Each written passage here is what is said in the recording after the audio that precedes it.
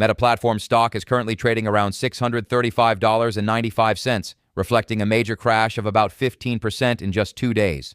Is this a AI bubble crash or a regular healthy correction? Let's find out in this video. So Meta's recent Q3 results showed revenue of $51.24 billion, up approximately 26% year over year, and operating income hit $20.54 billion, giving an operating margin just under 40%. The company also announced a major cloud deal.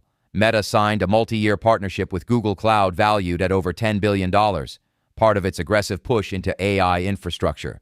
Now, if you're serious about making money from the stock market, consider joining my channel membership. That's where I share weekly breakout stocks, which pump 5 to 10% on an average, and also share in-depth breakdowns and member-only strategy sessions. Zooming out for the big picture, Meta has two engines.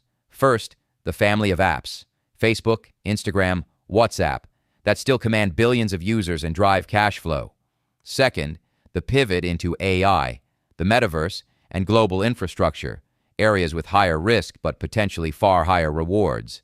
Analysts say the valuation looks attractive compared to future growth prospects. That said, there are important risks. Large capital expenditure commitments. Meta forecasted between $66 billion and $72 billion in AI infrastructure this year.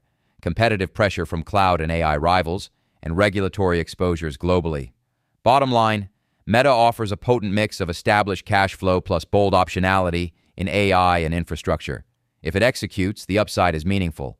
But if execution slips or regulatory headwinds hit, there's a sharp downside risk too.